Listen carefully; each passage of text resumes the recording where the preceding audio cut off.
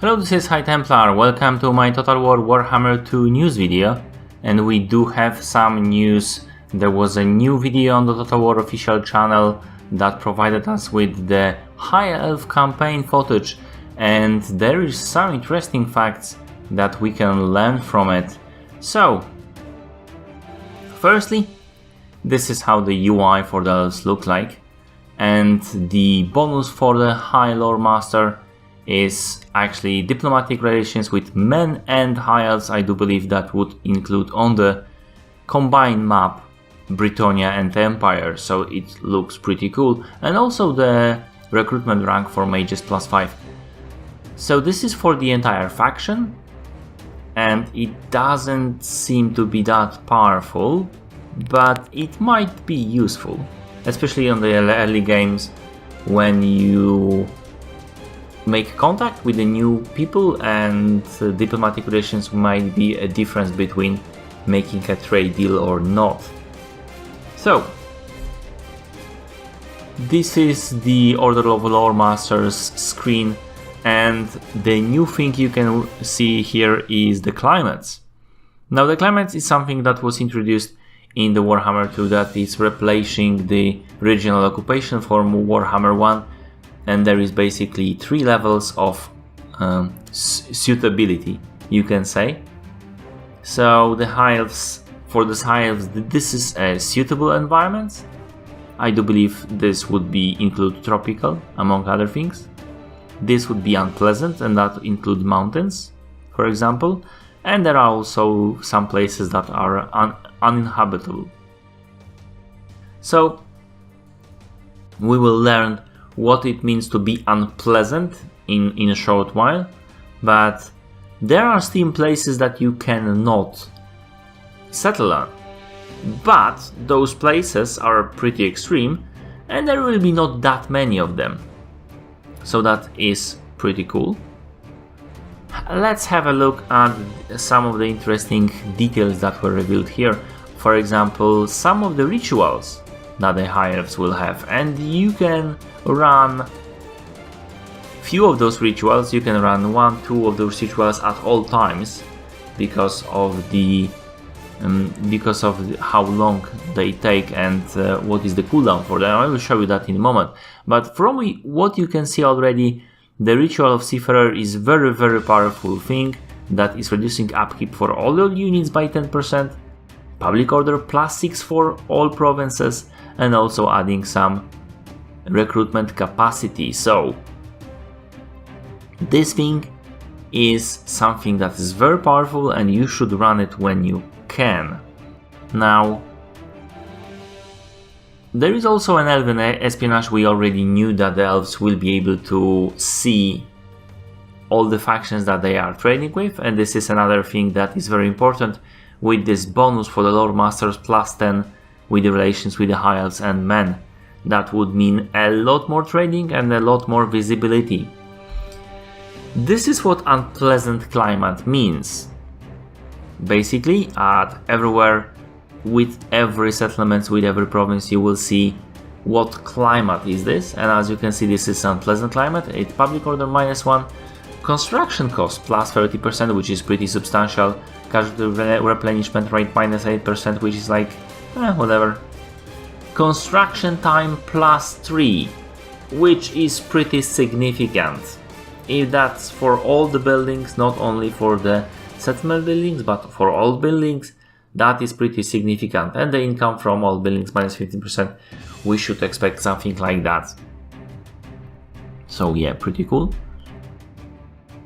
The other thing that is unique for elves is the influence. You can see that the influence bar right here. This is your standard ritual currency, but this is your special currency, like the slaves or the food for Dark Elves and Skaven respectively. So how does it work? Where you can spend it on mainly 2 things. One is this intrigue cord that you can run here, and the intrigue cord you can pick any 2 factions and then improve or decrease relations between them. It costs you 15 at first, and it works like that. if you choose to decrease those relationships, they are going down by 30. And as you can see, if you want to do it more, it will cost you some more influence, 18 this time, not 15.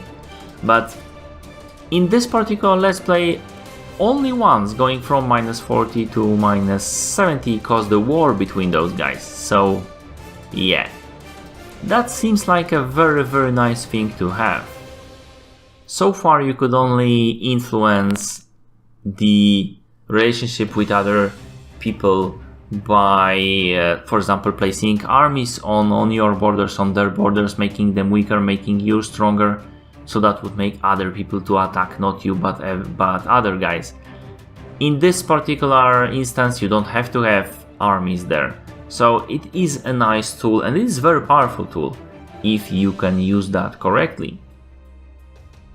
Now, one thing that we knew that will be happening is increasing the number of the buildings that we will have in our settlements. As you can see, the level 4 settlements here is having 5 buildings, 5 slots unlocked, and with a total of 7, not including the main building. So this is pretty nice. That is some welcome improvement, because I always had money but couldn't build enough stuff that I needed.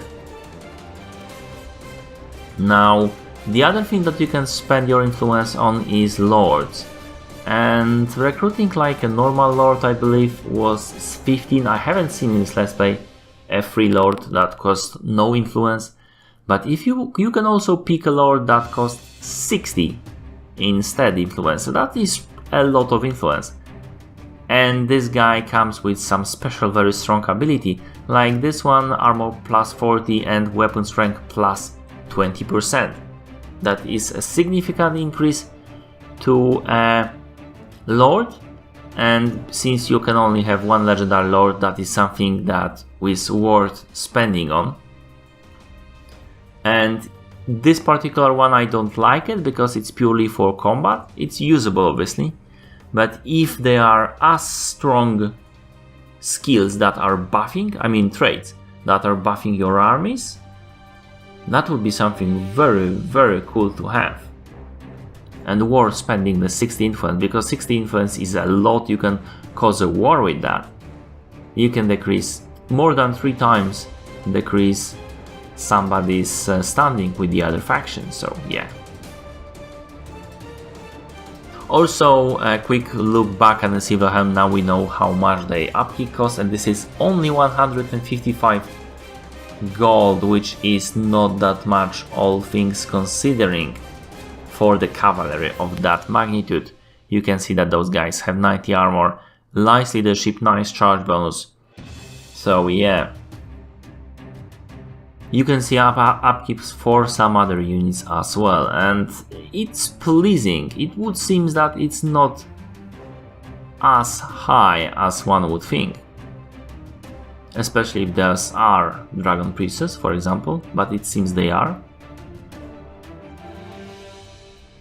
Now, your mages will be able to perform action steal technology, and again, this is something that would seem very powerful indeed. It will increase your research rate by 20% for 3 turns, and you can expand it further. As you can see, it would seem that the maximum level would be 9%, which would be total of 29% increase in your research. It's probably not stackable, but paying 500 gold for increase by 30% each 3 turns, it's something that I would do like all the time. This is something that, in my opinion, is very powerful if used correctly, especially because High Elves has a lot of technologies. The new stance for the High Elves is Lilith Blessing, and this is campaign movement range. You can only adopt at 50%. It decreases your campaign movement range, but it also increases your experience plus 20% for spellcasters, winds of magic and miscast chance, which is pretty cool. You can overcast it a lot when you do that.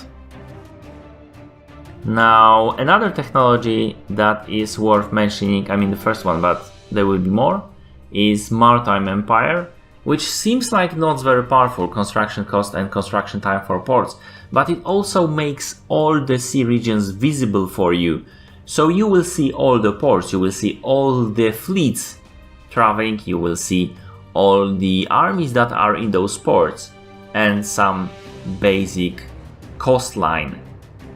It is extremely powerful, especially if you are playing the game when you want a lot of trading partners and you want to control other factions. So yeah, very cool thing indeed when it comes to the technology. Now the technology tree for the High Elves is very big, lots of technologies, and it takes a lot of time to complete them, as you can see. 5-7 turns on the second level. A military advancement each time costs only 1 turn, it would seem, but you have to pay gold, and this is just gold. So it's not that of much of a problem, it's not even much gold, as you can see. What is interesting is trade good advancement, which you can build if you have a special building. And I will show you what those buildings are. And for example, porcelain kilns will increase income from your settlements by 10%. If this is by the main building only, that's not much. But if it's for all the settlements, that's crazy good. And you should absolutely unlock it. For the military advancement, it's not something particularly powerful, it's here and there. What I would do is I would specialize. For example, this thing is giving some spearman archers and Lothran Seaguars plus 10 armor. For Lothran Seaguars in the mid game, that would be powerful. For the rest of the units in mid game, not so much. But for example, additional charge bonus and melee attack for the Silverhand, that would be something powerful indeed. And you can, I guess, advance those pretty rapidly, since you only pay some advancement and it's there. Possibly you need to get some of the technologies, or maybe all of the technologies from the previous trees, and if that's the case, that would be, let's just say, hard to actually do this. For some more civilian technologies, they seem to be very powerful. In here, for example, we can see in trade good advancements. This particular technology game setting requires game cutter atelier, but it will increase your income from industry buildings by 10%, which seem like something very powerful. For the right, this is the similar screen as for rights or for the other factions, and you can see invocations of all, which will make recruitment cost for your swordmen of Hoet, Lions of Craze, pretty much all medium to elite infantry, minus 10% armor for those units, plus 5 unit experience, plus 2, and additional ability, and this ability is something very powerful indeed.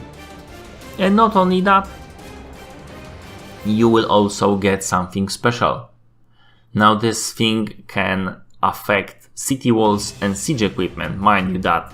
So it might be very powerful ability if used correctly. And as you can see, you can summon those. They seem like something very powerful, and they only cost gold. You don't need to spend the influence of that. On that, the cooldowns are very reasonable, so you can run those a lot. And for example, from the invocation of Vol, we also gained in this let's play, there was a choice between several very powerful items, including this one with increased charge bonus by 15 and income from sacking settlements post battle plus 30. That is a lot, especially for your main lord. And then, for example, this breastplate, some armor, defense and ward save, or this collar giving poison attack and regeneration and ward save. So yeah, pretty powerful things indeed. And the last thing I wanted to show is something that I cannot confirm or deny at this moment, but it seems like 2 attacks from the dragon actually destroyed this wall. There is this blue additional effects, which might be actually the spell that we just experienced, but it would seems like an overkill to make an attack at the same time as casting a spell, and that was pretty nicely synchronized. And we've seen twice in this video that the wall came down. Also, we've seen dragon just attacking the units on the top side, and there was nothing happening to the wall, but maybe the dragon is actually dealing damage to the wall, and that would be something pretty awesome, but also pretty overpowered. So, like I said, maybe that was just coincidence, maybe that was a spell that was destroying those walls at the same place as the dragon did. And this is it. I hope you like it. If you did, press like, comment if you will, and see my other videos in Total War Warhammer. I'm doing mod reviews, DLC analysis, speculation videos, and news like that, but also let's plays in Total War series and other games. Thank you for watching, and see you later.